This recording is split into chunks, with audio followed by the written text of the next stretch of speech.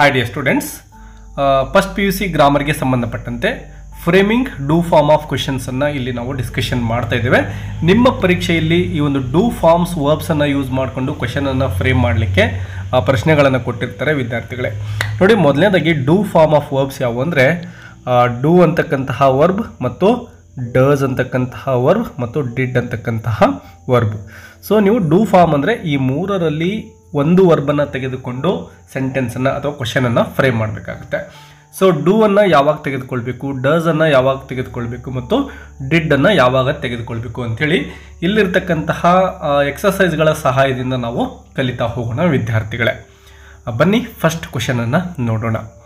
She likes ice cream ಅಂತ ಇದೆ. ವಿದ್ಯಾರ್ಥಿಗಳೇ ಗಮನಿಸಬಹುದು, ಈ ರೀತಿ ಕ್ವೆಶನನ್ನು ನಾವು ಫ್ರೇಮ್ ಮಾಡಬೇಕು ಅಂದರೆ ಈಗ ಡೂ ಫಾರ್ಮಿಂದ ವರ್ಬನ್ನು ಗಮನಿಸಬೇಕಾಗುತ್ತೆ. ಇಲ್ಲಿ ಗಮನಿಸಿ ವಿದ್ಯಾರ್ಥಿಗಳೇ, ಲೈಕ್ಸ್ ಅಂತಕ್ಕಂಥದ್ದಿದೆ. ಇಲ್ಲಿ ಗಮನಿಸಬಹುದು ನೀವು, ಲೈಕ್ ಅಂತಕ್ಕಂತಹ ಒಂದು ವರ್ಬ್ಗೆ ಎಸ್ ಅನ್ನು ಸೇರಿಸಿದ್ದಾರೆ. ಸೊ ಈ ರೀತಿ ವರ್ಬ್ಗೆ ಎಸ್ ಸೇರಿಕೊಂಡಿದ್ರೆ ಆಗ ನಾವೇನು ಮಾಡಬೇಕು ಅಂದರೆ ಡಸ್ ಅನ್ನು ತೆಗೆದುಕೊಂಡು ಕ್ವೆಶನನ್ನು ಫ್ರೇಮ್ ಮಾಡಬೇಕಾಗುತ್ತೆ.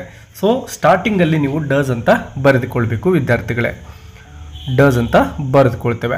ಡಸ್ ಆದಮೇಲೆ ನೋಡಿ, ಸಬ್ಜೆಕ್ಟ್ ಏನಿದೆ ಶಿ ಅಂತ ಇದೆ ಅಲ್ವಾ, ಅದನ್ನೇ ತೆಗೆದುಕೊಳ್ತೇವೆ. Does she. ಈಗ ಲೈಕ್ಸ್ ಇರೋದನ್ನು ನಾವು ಲೈಕ್ ಅಂತ ಬರಿಬೇಕು ವಿದ್ಯಾರ್ಥಿಗಳೇ. ಇದನ್ನು ಗಮನಿಸಿ, ಯಾಕೆಂದರೆ ಇಲ್ಲಿ ಡಸ್ ಅನ್ನು ತೆಗೆದುಕೊಂಡಿರ್ತೇವೆ. ಸೊ ಲೈಕ್ಸ್ ಅಂತ ಬರಿಬಾರ್ದು, ಲೈಕ್ ಅಂತ ಬರಿತೇವೆ. Does she like ice cream. ಮುಂದ್ಗಡೆ ಹೇಗಿದೆಯೋ ಅದನ್ನು ಆ್ಯಸ್ ಇಟ್ ಈಸ್ ಬರಿತೇವೆ. ಇಷ್ಟು ಬರೆದ್ರೆ ನಿಮ್ಮ ಒಂದು ಕ್ವೆಶನ್ ಫ್ರೇಮಿಂಗ್ ಮುಗಿಯುತ್ತೆ ವಿದ್ಯಾರ್ಥಿಗಳೇ. ಕೊನೆಗೆ ಕ್ವೆಶನ್ ಮಾರ್ಕ್ ಹಾಕೋದನ್ನು ಕೂಡ ಮರಿಬಾರ್ದು. ಇನ್ನು ಸೆಕೆಂಡ್ ಒಂದು ನೋಡಿ, they play football every weekend ಅಂತ ಇದೆ.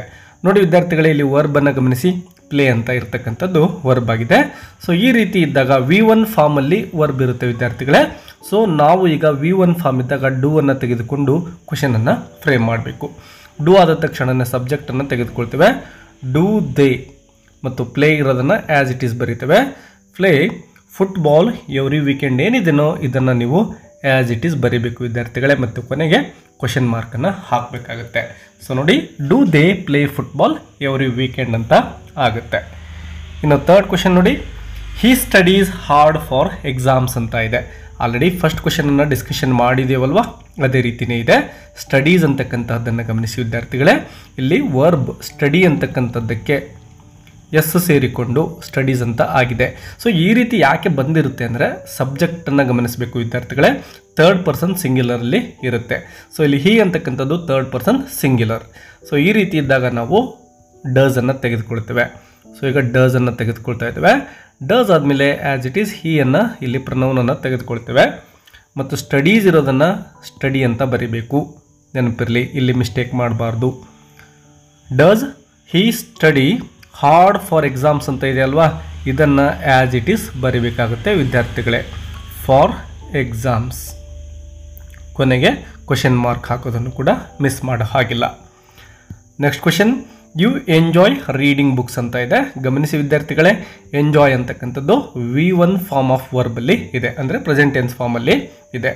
ಸೊ ಈಗ ಡೂ ಅನ್ನು ತೆಗೆದುಕೊಳ್ತಾ ಇದ್ದೇವೆ, ಯಾಕೆಂದರೆ ಎಂಜಾಯ್ಗೆ ಎಸ್ ಸೇರಿಕೊಂಡಿಲ್ಲ. ಡೂ ಯು ಇರೋದನ್ನು ಯು ಅಂತಾನೆ ತೆಗೆದುಕೊಳ್ಳಿ. Do you enjoy reading books ಅಂದರೆ ಈ ಒಂದು ಕ್ವೆಶನ್ ಏನು ಕೊಟ್ಟಿದ್ದಾರೋ, ಸ್ಟೇಟ್ಮೆಂಟ್ ಏನು ಕೊಟ್ಟಿದ್ದಾರೋ ಅಲ್ಲಿರ್ತಕ್ಕಂತಹ ವರ್ಡ್ಸ್ಗಳನ್ನು ಇಲ್ಲಿ ಬರೆದುಕೊಳ್ತೇವೆ. Do you enjoy reading books ಅಂತ ನಮ್ಮ ಒಂದು ಕ್ವೆಶನ್ ರೆಡಿ ಆಗುತ್ತೆ ವಿದ್ಯಾರ್ಥಿಗಳೇ. ಫಿಫ್ತ್ ಕ್ವೆಶನ್ ನೋಡಿ, ಶಿ ಸ್ಪೀಕ್ಸ್ ಫ್ರೆಂಚ್ ಫ್ಲೂಯೆಂಟ್ಲಿ ಅಂತ ಇದೆ. ಗಮನಿಸಬಹುದು, ಸ್ಪೀಕ್ಸ್ ಅಂತಕ್ಕಂಥದ್ದು ಅಂದರೆ ಇಲ್ಲಿ ಸ್ಪೀಕ್ ಅಂತಕ್ಕಂತಹ ಒಂದು ವರ್ಬ್ಗೆ ಎಸ್ ಸೇರಿಕೊಂಡಿದೆ, ಯಾಕೆಂದರೆ ಶಿ ಅಂತಕ್ಕಂಥದ್ದು ಕೂಡ ಥರ್ಡ್ ಪರ್ಸನ್ ಸಿಂಗ್ಯುಲರ್ ಆಗಿರೋ ಕಾರಣದಿಂದ. ಸೊ ಹೀಗಿದ್ದಾಗ ನಾವು ಡಸ್ ಅನ್ನು ತೆಗೆದುಕೊಳ್ತೇವೆ. ಡಸ್ ಮತ್ತು ಶಿಯನ್ನು ಆ್ಯಸ್ ಇಟ್ ಈಸ್ ತೆಗೆದುಕೊಳ್ಳಿ. Does she. ಸ್ಪೀಕ್ಸ್ ಇರೋದನ್ನು ಸ್ಪೀಕ್ ಅಂತ ಬರ್ಕೊಳ್ತೇವೆ. Does she speak French fluently as it is ಬರಿತಾ ಇದ್ದೇವೆ. ಕೊನೆಗೆ ಕ್ವೆಶನ್ ಮಾರ್ಕ್ ಹಾಕ್ತೇವೆ. So does she speak French fluently ಅಂತೇಳಿ do form of question ready ಆಗುತ್ತೆ. ಇನ್ನು ಗಮನಿಸಿ, they watch movies on Sundays ಅಂತ ಇದೆ. ವಾಚ್ ಅಂತಕ್ಕಂತಹ ವರ್ಬನ್ನು ಗಮನಿಸಿ ವಿದ್ಯಾರ್ಥಿಗಳೇ, ವರ್ಬ್ 1 ಇದೆ. ಸೊ ಈ ರೀತಿ ಇದ್ದಾಗ ಡೂ ಅನ್ನು ತೆಗೆದುಕೊಳ್ತೇವೆ. ಡೂ ದೇ ವಾಚ್ ನೋಡಿ, ಅಲ್ಲಿರ್ತಕ್ಕಂತಹ ಪದಗಳನ್ನೇ ತೆಗೆದುಕೊಳ್ತಾ ಇದ್ವಿ. Do they watch movies on Sundays as it is ಬರೆದುಕೊಂಡು ಕೊನೆಗೆ ಕ್ವೆಶನ್ ಮಾರ್ಕನ್ನು ಹಾಕ್ಕೊಳ್ತೇವೆ. 7th ಒನ್ ನೋಡಿ, he bought a new car last month. ವಿದ್ಯಾರ್ಥಿಗಳೇ, ಇಲ್ಲಿ ನೀವು ಸರಿಯಾಗಿ ಗಮನಿಸಬೇಕಾಗುತ್ತೆ. ಗಮನಿಸಿ ವಿದ್ಯಾರ್ಥಿಗಳೇ, ಬಾಟ್ ಅಂತಕ್ಕಂತಹ ಒಂದು ವರ್ಬ್ ಏನಿದೆನೋ ಇದು V2 ಫಾರ್ಮಲ್ಲಿದೆ, ಅಂದರೆ ಪಾಸ್ಟ್ ಟೆನ್ಸ್ ಫಾರ್ಮಲ್ಲಿದೆ. ಈ ರೀತಿ ವರ್ಬ್ ಪಾಸ್ಟ್ ಟೆನ್ಸ್ ಫಾರ್ಮಲ್ಲಿದ್ದಾಗ ನಾವು ಡಿಡ್ಡನ್ನು ತೆಗೆದುಕೊಂಡು ಕ್ವೆಶನನ್ನು ಫ್ರೇಮ್ ಮಾಡಬೇಕಾಗುತ್ತೆ. ಸೊ ಇಲ್ಲಿ ನಾವು ಡಿಡ್ಡನ್ನು ಸ್ಟಾರ್ಟಿಂಗಲ್ಲಿ ಬರೆದುಕೊಳ್ತೇವೆ. ಡಿಡ್ ಆದಮೇಲೆ ಸಬ್ಜೆಕ್ಟ್ ಹೀಯನ್ನು ಬರೆದುಕೊಳ್ತೇವೆ. ನೋಡಿ ವಿದ್ಯಾರ್ಥಿಗಳೇ, ಬಾಟ್ ಅಂತಕ್ಕಂಥದ್ದು V2 ಫಾರ್ಮಲ್ಲಿ ಏನಿರುತ್ತೋ ಅದನ್ನು V1 ಫಾರ್ಮಲ್ಲೇ ಬರಿಬೇಕು. ಯಾಕೆಂದರೆ ಇಲ್ಲಿ ಡಿಡ್ಡನ್ನು ತೆಗೆದುಕೊಂಡಿರೋ ಕಾರಣದಿಂದ. ಡಿಡ್ ಹಿ ಬಾಟ್ನ V1 ಫಾರ್ಮ್ ಏನಪ್ಪ ಅಂದರೆ ಬೈ ಅಂತಕ್ಕಂಥದ್ದು.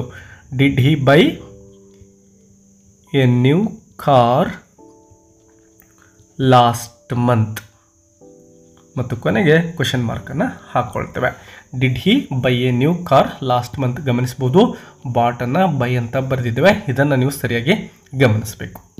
ಇನ್ನು 8th ಕ್ವೆಶನ್ ನೋಡಿ, they heard the news about the accident. Yes ವಿದ್ಯಾರ್ಥಿಗಳೇ, ನೋಡಿ ಹರ್ಡ್ ಅಂತಕ್ಕಂತಹ ವರ್ಬ್ ಏನಿದೆನೋ this is also in V2 form, ಅಂದರೆ ಪಾಸ್ಟ್ ಟೆನ್ಸ್ ಫಾರ್ಮಲ್ಲಿದೆ.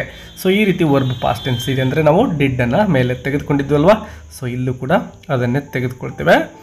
ಮತ್ತು ಡಿಡ್ ಆದಮೇಲೆ ದೇಯನ್ನು ಬರ್ಕೋಬೇಕು. ಡಿಡ್ ದೇ, ಹರ್ಡ್ ಇರೋದನ್ನು ಹಿಯರ್ ಅಂತ ಬರಿತೇವೆ. Did hear the news about the accident. ಇದನ್ನು ಬರೆದಾದ್ಮೇಲೆ ಕ್ವೆಶನ್ ಮಾರ್ಕ್.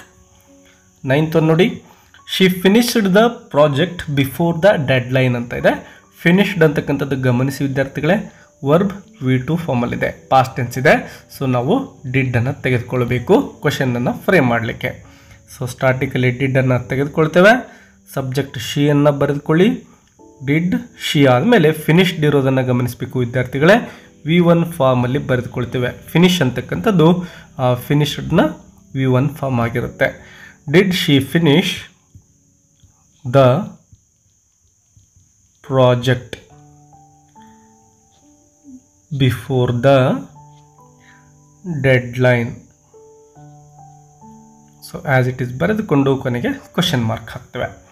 ಇನ್ನು 10ನೇ ಪ್ರಶ್ನೆ ಗಮನಿಸಿ, they visited Paris last year ಅಂತ ಇದೆ ವಿದ್ಯಾರ್ಥಿಗಳೇ. ಗಮನಿಸಬೇಕು ವಿದ್ಯಾರ್ಥಿಗಳೇ, ವಿಸಿಟೆಡ್ ಅನ್ನೋದು V2 ಫಾರ್ಮ್ ಇದೆ. ಸೊ ನಾವು ಈಗ ಡಿಡ್ಡನ್ನು ತೆಗೆದುಕೊಂಡು ಕ್ವೆಶನನ್ನು ಫ್ರೇಮ್ ಮಾಡಬೇಕಾಗುತ್ತೆ. ಸ್ಟಾರ್ಟಿಂಗ್ ಡಿಡ್ ಅಂತ ಬರೆದುಕೊಳ್ತೇವೆ. ಪ್ರನೌನನ್ನು ಗಮನಿಸಿ, ದೇ ಇದೆ.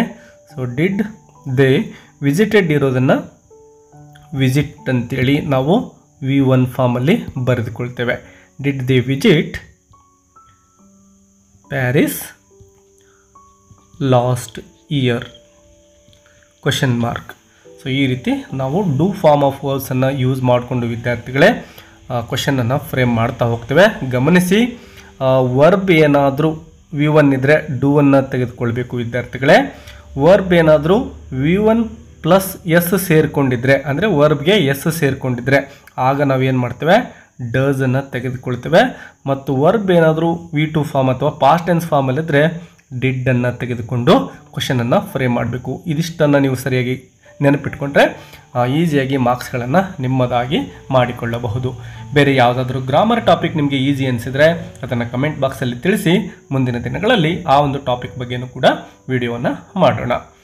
ವಿಡಿಯೋಗೆ ಒಂದು ಲೈಕ್ ಕೊಡೋದನ್ನು ಮರಿಬೇಡಿ ಮತ್ತು ಹೆಚ್ಚಿನ ಒಂದು ವಿಡಿಯೋಗಳಿಗಾಗಿ ಚಾನಲನ್ನು ಸಬ್ಸ್ಕ್ರೈಬ್ ಮಾಡ್ಕೊಳ್ಳಿ. ಮತ್ತೆ ಸಿಗೋಣ. Take care and all the best.